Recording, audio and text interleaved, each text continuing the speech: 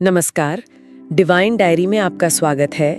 पिछली बार जब हमने अध्याय 9 पर बात की थी तो एक बहुत बड़ा विचार सामने आया था कि ये पूरी दुनिया, ये सारा ब्रह्मांड ईश्वर से ही व्याप्त है। जैसे पानी से बर्फ बनती है, बिल्कुल वैसे ही। बिल्कुल। और ये भी कि सभी प्राणी ईश्वर के संकल्प पर टिके हैं, पर ईश्वर उनमें मतलब किसी फिजिकल ऑब्जेक्ट की तरह नहीं बसे हैं। और उसमें एक बहुत ही खूबसूरत वादा भी था कि जो भक्त बिना किसी स्वार्थ के सिर्फ ईश्वर को याद करते हैं, उनकी योगक्षेम का वहन, हाँ, उनकी जरूरतें और उनकी सुरक्षा, एग्जैक्टली, उसकी पूरी जिम्मेदारी स्वयं ईश्वर लेते हैं।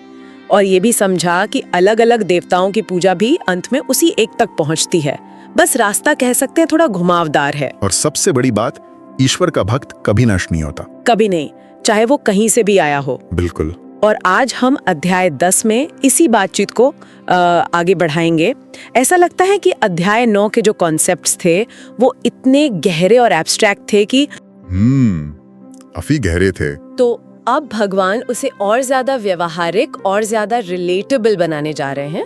वो अर्जुन से कहते हैं कि मैं तुम्हें कुछ और बातें बताऊंगा तुम्हारे भले के लिए, क्योंकि तुम मुझसे बहुत प्रेम करते हो। और यहीं से आज की हमारी चर्चा शुरू होती है। यहाँ पर जो पहली बात भगवान कहते हैं वो मेरे हिसाब से पूरे अध्याय का सबसे माइंड बेंडिंग आइडिया हो सकता है। कौन सा? वो कहते हैं कि मेरी असलियत को, मेरे स्रोत को ना तो बड़े बड़े देवता जानते हैं और न ही महान ऋषि मुनि। अच्छा, क्योंकि उन सब का स्रोत तो मैं ही हूँ। ये तो हमारे ओरिजिन स्टोरी के पूरे कॉन्सेप्ट को ही पलट देता है। ये सच में बहुत गहरा पॉइंट है। यहाँ दो शब्द आते हैं, अजन्मा और अनादि। हाँ, अजन्मा और अनादि। अजन्मा मतलब जिसका कभी जन्म नहीं हुआ, जो इस क्रिएशन के प्रोसेस का हिस्सा ही नहीं है। और अनादि मतलब जिसकी कोई शुरुआत नहीं है, कोई बिगिनिंग पॉइंट इन टाइम नहीं है। तो वो समय और जन्म मृत्यु के चक्र से पूरी तरह बाहर है। बिल्कुल। और जो इंसान मुझे इस रूप में, इस तत्व से जान लेता है, कहते हैं कि वो सारे पापों से मुक्त हो जाता है। ये सिर्फ मानना नहीं है, ये एक अंडरस्टैंडिंग है जो चेतना बदल देती है। हाँ। और फिर वो बताते हैं कि इंसानों के अंदर जो भी अलग अलग भाव होते हैं, जैसे फैसला लेने की ताकत, ज्ञान, माफ करने की क्षमता, सच हो, सुख हो या दुख, डर हो या निडरता, अहिंसा, समता, संतोष, ये सब कुछ, ये सारे इमोशंस और क्वालिटीज उन्हीं से पैदा होते हैं। वाह। हाँ, ये करे से हमारा साइकोलॉजिकल मैप है। वो कह रहे हैं कि तुम्हारे अंदर जो कुछ भी घट रहा है, अच्छा या बुरा, उसका सोर्स कोड मेरे पास है। और सिर्फ भाव ही नहीं, बल्कि सृष्टि के जो मूल स्तंभ हैं, हाँ, 7 महर्षि, सनकादि और 14 मनु, जिनसे पूरी मानवता चली, वो सब भी मेरे संकल्प से ही पैदा हुए हैं। ये बताने का तरीका है कि मैक्रो लेवल पर सृष्टि और माइक्रो लेवल पर इंसान की भावनाएं सब एक ही जगह से कनेक्ट होती हैं। ठीक है, तो ये समझ में आता है कि हर भाव और हर प्राणी का स्रोत एक ही है। लेकिन सिर्फ ये जान लेने से होता क्या है? प्रैक्टिकल लेवल पर एक भक्त के लिए इसका क्या मतलब है? यही अगला कदम है। भगवान कहते हैं कि जो इस पूरी व्यवस्था को, मेरी इस योग शक्ति को असलियत में समझ जाता है, वो बिना किसी संदेह के एक बहुत ही मजबूत भक्ति योग से जुड़ जाता है।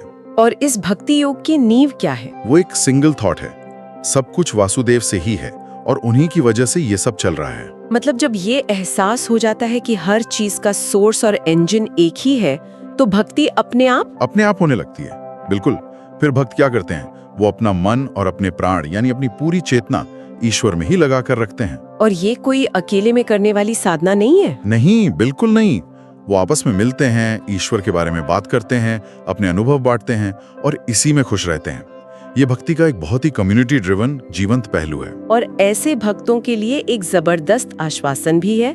भगवान कहते हैं कि जो प्यार से और लगातार मुझ में लगे रहते हैं, उन्हें मैं खुद वो समझ देता हूँ जिससे वो मुझ तक पहुँच सकें। ये कमाल की बात है ना? मतलब रास्ता भी वही दिखाते हैं और मंजिल भी वही है। ये बहुत खूबसूरत बात है।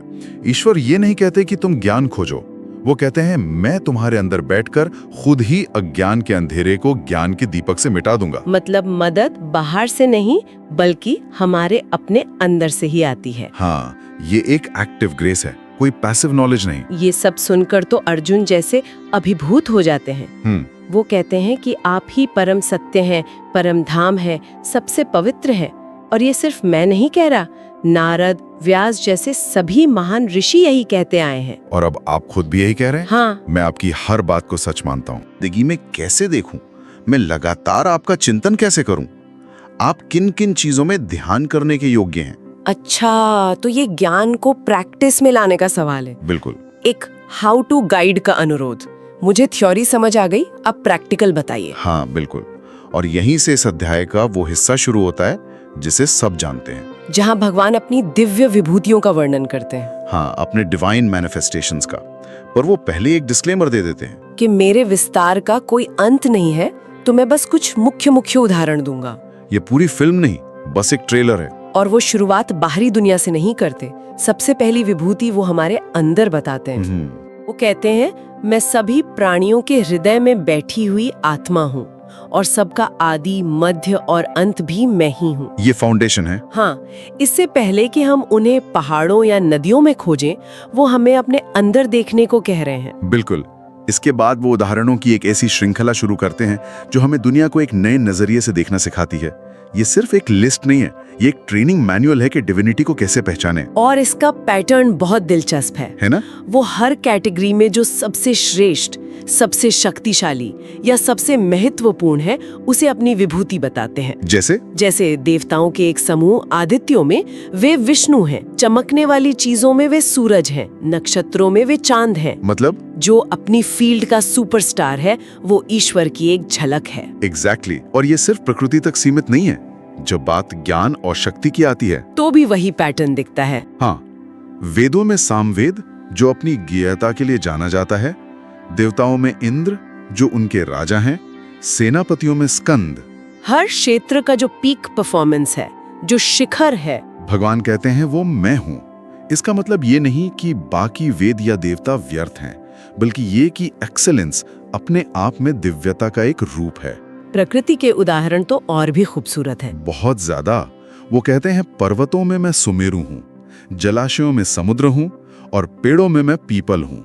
स्थिर रहने वालों में हिमालय हूँ और नदियों में गंगा। हाँ, जब आप इस नजरिए से देखते हैं तो एक विशाल पर्वत सिर्फ पत्थर का ढेर नहीं रहता, वो ईश्वर की स्थिरता का प्रतीक बन जाता है। और गंगा नदी सिर्फ पानी नहीं, ईश्वर की पवित्रता का बहता हुआ रूप बन जाती है। बिल्कुल। प्राणियों में भी उन्होंने सबसे शानदार उदाहरण चुने हैं। घोड़ों में उच्चैःश्रवा, हाथियों में ऐरावत, गायों में कामधेनु। ये सब अपनी अपनी स्पीशीज के मिथिकल बेस्ट हैं। सही बात है। हाँ, और फिर वो कहते हैं कि ऋषियों में मैं भृगु हूँ, देवर्षियों में नारद और मुनियों में स्वयं वेदव्यास।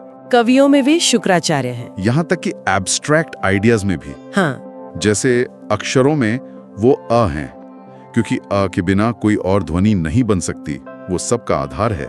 यज्ञों में वे जप यज्ञ हैं, क्योंकि वो सबसे सरल और आंतरिक है। एक मिनट, यहाँ एक बात मुझे थोड़ी अजीब लगती है।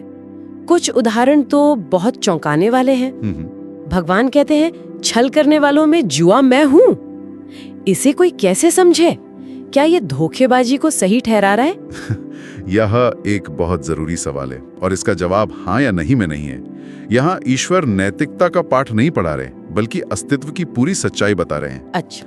वो ये नहीं कह रहे कि जुआ खेलना अच्छा है, वो कह रहे हैं कि दुनिया में जो धोखे की शक्ति या ट्रिकस्टर एनर्जी है, जो जीतने के लिए नियमों को तोड़ने की प्रवृत्ति है, उस शक्ति का स्रोत भी मैं ही हूँ। तो ये अच्छे बुरे के हमारे मानवीय पैमाने से परे की बात है। बिल्कुल। ये हमें हमारे छोटे से दायरे से बाहर निकाल कर देखने को कहते हैं। वो आगे कहते हैं, जीतने वालों की विजय मैं हूँ। ठीक उसके बाद कहते हैं, सबका नाश करने वाली मृत्यु भी मैं ही हूँ। सृजन और संहार, अच्छाई और बुराई की ऊर्जा, ये दोनों ही उस एक परम स्रोत से निकलती हैं।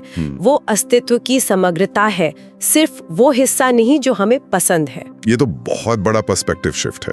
और फिर वो इसे बहुत पर्सनल भी बना लेते हैं। हाँ, पांडवों में अर्जुन को और वृष्णिवंशियों में वासुदेव, यानी स्वयं को अपनी विभूति बताया है। ये अर्जुन के लिए कितना बड़ा सम्मान होगा कि भगवान उससे अपनी ही अभिव्यक्ति कह रहे हैं। ये सिर्फ सम्मान नहीं है, ये अर्जुन के उद्देश्य को भी मजबूती देना है। ये बताने का तरीका है कि अर्जुन, तुम जो ये युद्ध लड़ रहे हो, उसमें तुम अकेले नहीं हो, तुम्हारे माध्यम से मेरी ही शक्ति काम कर रही है। तुम मेरी ही एक विभूति हो। हाँ, ये उसके आत्मविश्वास और कर्तव्य को एक कॉस्मिक मीनिंग देता है। इन सभी उदाहरणों के बाद भगवान इस पूरी लिस्ट का सार बताते हैं। वे कहते हैं कि देखो, ये तो बस कुछ उदाहरण थे। सच तो ये है कि दुनिया में ऐसी कोई हिलने वाली या न हिलने वाली चीज नहीं है जो मेरे बिना मौजूद हो।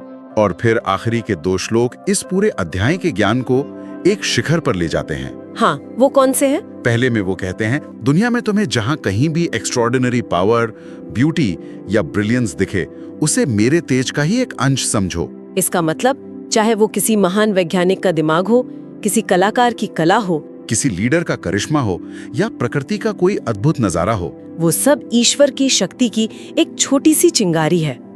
ये तो दुनिया को देखने का नजरिया ही बदल देता है। बिल्कुल, हर चीज में सम्मान और आश्चर्य का भाव आ जाता है। और फिर आता है अंतिम सबसे विशाल विचार, जो हमारी कल्पना की सीमाओं को तोड़ देता है। वो कहते हैं, अथवा हे अर्जुन, इस बहुत जानने से क्या होगा? बस इतना समझ लो कि मैं इस संपूर्ण जगत को अपनी योग शक्ति के एक अंश मात्र से धारण करके खड़ा हूँ। ये सुनकर तो दिमाग सचमुच सुन्न हो जाता है। ये तो ऐसा है जैसे हम समंदर के किनारे एक बूंद को देखकर पूरे समुंदर को समझने का दावा कर रहे हों। और भगवान कह रहे हैं, तुम जिस समंदर को देख रहे हो वो भी मेरी असलियत का बस एक छोटा सा तालाब है। तो आज हमने ईश्वर के उस विराट स्वरूप को समझने की कोशिश की जो हर जगह मौजूद है।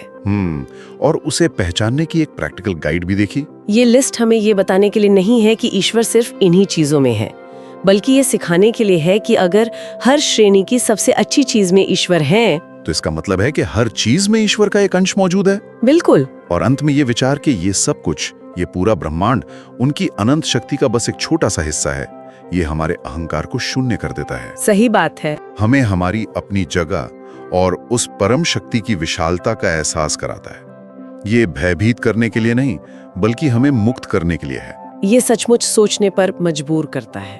और यही आज का विचार है जिसके साथ हम आपको छोड़ जाते हैं। अगर ये सब कुछ, ये संपूर्ण सृष्टि जिसमें अरबों आकाश गंगाएं हैं, वो सब केवल एक अंश मात्र है, तो उस पूर्ण का स्वरूप और विस्तार कैसा होगा?